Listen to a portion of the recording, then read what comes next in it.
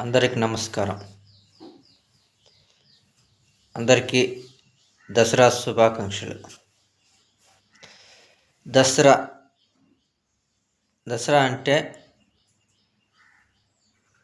9 రోజుల తర్వాత 10వ రోజు చేసేది దసరా. ప్రతి పండక్కి ఒక అర్థం పరమార్థం ఉంటుంది. ఒక చెడు పైన విజయం సాధించినప్పుడు ఒక పండగ చేసుకుంటాం. అట్లే ఒక చెడు పైన ఒక మంచి జరిగింది కనుక దసరా జరుపుకుంటాం.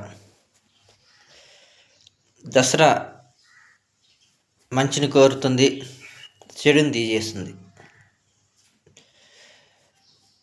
అమ్మ 9 రూపాయల్లో మనకు దర్శనమిచ్చిన అమ్మ 10వ రూపం దుర్గమ్మగా మనకు దసరా నవరాత్రులు 9 రోజులు జరుపుకున్నాం కాబట్టి మనం 10వ రోజు దసరా జరుపుకుంటాం. మనం ఒక్కరోజుకే పరిమితం కాకూడదు. యావత్ 365 డేస్ దసరా లాగానే ఉండాలి. అంటే చెడును తొలగించాలా, మంచిని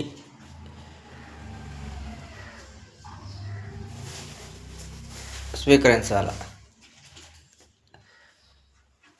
మనిషి రంగులు మార్చుకునే మనిషితో మనకు అవసరం లే. ఎట్టున్నా సరే మంచితనంతో మెలగాలి, 10 మందితో ఆదర్శంగా నిలబడాలి. 100 మంది 100 మాటలు అనుకున్నా ఏం పర్వాలా, ఒక్క దారిలో నడిచి వెళ్ళాలి. మా అమ్మ చెప్పే మాట ఇదే.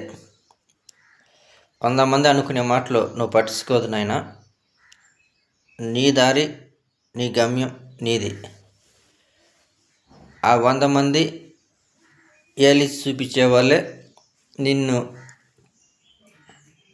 శబాస్ అనుకునే మాదిరిగా నిలబడాల. ఎనీవే, అందరికీ దసరా శుభాకాంక్షలు.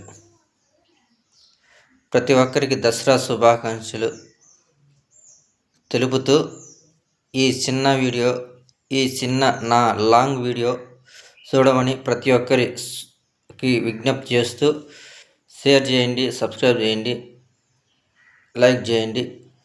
నమస్కారం.